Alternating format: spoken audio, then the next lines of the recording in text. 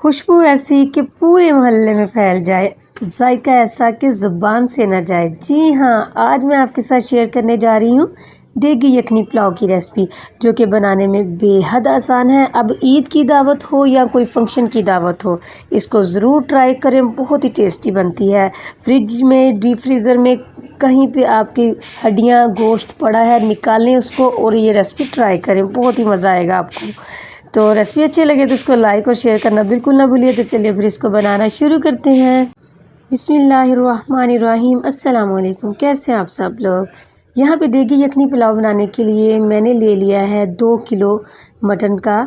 हड्डियाँ भी हैं और गोश्त भी है। अच्छा, अब ये हड्डियाँ ऐसे है कि मैंने रेसिपी दी थी कोफ्तों की, तो उनमें से ये हड्डियों में से गोश्त उतार के मैंने वो कीमा बनाया था। लेकिन कुछ कुछ बोटियाँ जो हैं वो गोश्त हड्डियों के ऊपर लगी हुई हैं, आप देख सकते हैं। और थोड़ा सा एक पाव के करीब मेरे पास ये होगा मटन का वैसे गोश्त। तो ये आज मैंने सारा निकाला है और आज इसका मैं बनाऊंगी देगी यखनी पुलाव। यहाँ पे 1 टेबल स्पून ले लिया है मैंने खुश्क धनिया, और हाफ़ टेबल स्पून ज़ीरा, हाफ़ टेबल स्पून यहाँ पे सौंफ ले ली है, 2 तेज़पात ले लिए हैं। ठीक है, ये देखें इस तरह। अगर आपके पास बड़ा है तो आप 1 ले लें। यहाँ पे 3 बड़ी इलायची जो काले वाली होती हैं वो ले ली हैं, 5 से 6 लौंग ले लिए हैं, 2 जो हैं वो टुकड़े मैंने दारचीनी के ले लिए हैं। वो ये कितने हैं ये देख लें आप। और मैंने यहाँ 1 टीस्पून यहाँ पे ले ली है ये काली मिर्च। ठीक है, और अब यहाँ पे हमने ले लिया है बहुत अच्छी खुशबू के लिए ये 2 बादियान के फूल, 1 पूरा है और 2 टूटे हैं, तो इसलिए वो 1 है। और यहाँ पे 6 अदद मैंने ले लिए छोटी इलायची ग्रीन वाली। ठीक है, ये सारे मसाले इसमें देगी यखनी पुलाव में ज़रूर जाते हैं, आपने भी ये डालने हैं। इसी के साथ अच्छी खुशबू और जायका जो है वो देगी यखनी पुलाव में आता है। ये देखें, ये सारी हड्डियाँ इनके ऊपर से मैंने ना गोश्त उतारा हुआ था, उतार के मैंने कोफ्ते की रेसिपी दी हुई थी। तो ये हड्डियाँ ही हैं तकरीबन सारी ना, थोड़ा थोड़ा इनके साथ लगा हुआ है। तो ये सारे मसाले अब इसमें जाएंगे। प्रेशर में हम इसको बना रहे हैं ताकि जल्दी हमारा ये काम हो जाए। यहाँ पे 2 मीडियम साइज़ के प्याज थे, वो इस तरीके से जो है मोटा मोटा कट करके मैंने डाल दिए टुकड़ों में। और यहाँ पे देखें 5 मेरे पास लहसुन के जवे हैं और 1.5 इंच का अदरक का टुकड़ा था, जिसको इस तरीके से मैंने मोटा मोटा कट करके और लहसुन वैसे ही डाल दिया। यहाँ पे 2 टीस्पून नमक जाएगा, देखें। और यहाँ पे जाएगा 2 लीटर पानी, इस तरह मैं इसमें डाल दूँगी और हम इसको मिक्स करेंगे।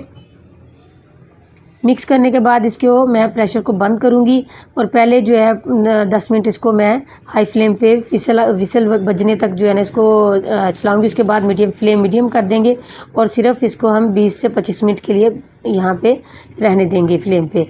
तो ये बहुत अच्छे से रेडी हो जाएगा। अब इसका कवर लगा देते हैं।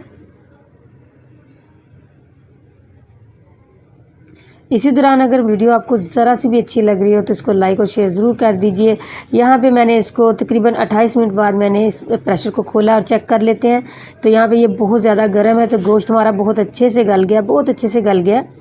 तो इस तरह का गला है कि ये नहीं कि बोटियाँ सारी बिखर गई हैं, लेकिन गला होना चाहिए। इसको बहुत ज़्यादा आपने नहीं गला देना, इसलिए इस बात का ख्याल रखना है। आपने इसको 28 से 30 मिनट ही देने हैं, इससे ज़्यादा नहीं देने। यहाँ पे आप लेंगे कढ़ाई जिसमें हमने चावल बनाने हैं। मैंने 3/4 कप ऑयल का ले लिया, आप घी में भी बना सकते हैं। अच्छा, कम थोड़ा सा क्यों लिया है, वो इसलिए कि आपने देखा कि यखनी में भी काफ़ी जो है मटन ने भी अपना ऑयल छोड़ा हुआ था, तो इस वजह से वो भी इसमें ही शामिल होगा। तो यहाँ पे प्याज को हमने फ्राई करना है और थोड़ा सा निकाल लेना है ताकि बाद में हम इसको डालेंगे यखनी पुलाव में। यहाँ पे 1 टेबल स्पून थे फिर खड़े मसाले मेरे पास, वो मैंने डाल दिए अच्छी खुशबू के लिए, जिसमें ज़ीरा था, 2-3 लौंग थे और 1 दारचीनी का टुकड़ा था, 3 सब्ज़ इलायची थी। बस ये चीज़ें डालनी है मैंने इसमें, ताकि इस ऑयल में भी जो चावलों वाला ऑयल है इसमें भी अच्छी सी खुशबू आ जाए। फिर मैंने डाला है 1.5 टेबल स्पून लहसुन और अदरक का जो है कुटा हुआ पेस्ट, वो डाल के उसकी अच्छी खुशबू आने तक उसकी बनाई की। और अब यहाँ पे हमने डाल दिए हैं 3 अदद टमाटर, जिनको मैंने छोटा छोटा कट कर लिया था। टमाटर सॉफ्ट हो जाए उसके लिए हमने पहले नमक डाल दिया है। नमक डालने से टमाटर जो है वो जल्दी सॉफ्ट हो जाते हैं। यहाँ पे तकरीबन 10 अदद हरी मिर्चें थी तीखी वाली, जिनको मैंने कूट लिया था, वो भी डाल दिया। और 1 टेबल स्पून मैंने यहाँ पे डाल दिया है दड़ा मिर्च। ठीक है, यहाँ पे यही जाएंगे। आप हरी मिर्च का ज़्यादा तीखी पसंद करते हैं तो थोड़ी और भी बढ़ा सकते हैं। इसको कवर करके थोड़ा सा पकाएंगे ताकि टमाटर जो अच्छे से सॉफ्ट हो जाए। तो यहाँ पे देखिए ऑयल सेपरेट हो गया और टमाटर भी हमारे सॉफ्ट हो चुके हैं। इस पॉइंट पर आकर मैंने ले लिया था 1 टेबलस्पून ये इमली का, उसको मैंने 3 टेबलस्पून पानी में भिगो के रखा हुआ था, वो नरम होगी, वो भी इसमें डाल दी। इमली का पानी खुश्क हो जाए तो उस ऑयल सेपरेट हो जाए, बस उतना ही बनाई करेंगे। और उसके बाद ये यहाँ पे मैंने डाल दिया है तकरीबन 1 कप के करीब दही का। अब जो है जब दही डाला है तो फ्लेम को आपने जो है वो लो कर देना है। मिक्स करने के बाद आप थोड़ा सा मीडियम उसको करके इसका जब तक कि दही का पानी खुश्क होता तब तक हम इसकी बुनाई कर लेंगे। अच्छा, यहाँ पे बहुत अच्छे से इसकी भी बुनाई हो चुकी है। और यहाँ पे जो हमने यखनी बनाई थी तो उसमें से मैंने हड्डियों को अलग कर लिया और गोश्त को अलग कर लिया और मसाले अलग हैं। तो देखिए हड्डियाँ बहुत ज़्यादा थी, जैसे कि मैंने आपको पहले बताया, तो हड्डियों को मैंने अलग से निकाल लिया था। इसकी बहुत अच्छे से यहाँ पे हम 5 से 6 मिनट के लिए बुनाई करेंगे मसाले के साथ। तो यहाँ पे देखिए बहुत अच्छे से यहाँ पे इसकी जो है बुनाई होनी चाहिए ताकि सारे फ्लेवर मिर्च मसालों के जो है ना वो इन बोटियों में भी आ जाए। तो यहाँ पे देखें वो जो यखनी, तो ये जो हमारा मग है ये आधा किलो का है, ये मैंने 2 लिए हैं, तो मतलब 1 किलो चावल की मैं रेसिपी आपको दे रही हूँ।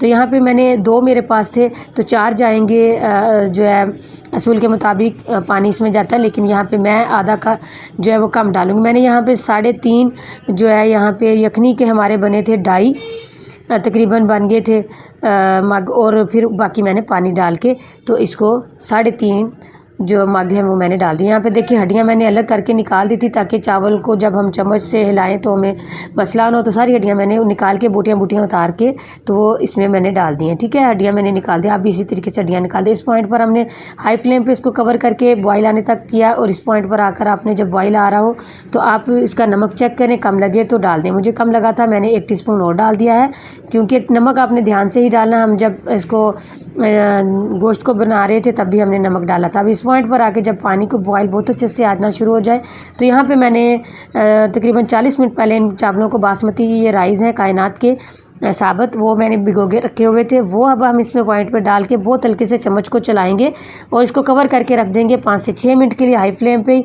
तो फिर से मैंने इसको कवर उठाया है तो देखें पानी काफ़ी हद तक जो है वो यहाँ पे रिड्यूस हो चुका है। फिर इसको 2 मिनट का कवर लगाएंगे और ये देखें अब जो ये पॉइंट है बहुत बारीक बारीक से बबल आ रहे हैं। इस पॉइंट पर आकर मैंने यहाँ पे 3 अदद हरी मिर्ची और जो हमने प्याज फ्राई करके रखा हो तो वो इस तरीके छिड़क कर इसको दम पर लगा देंगे।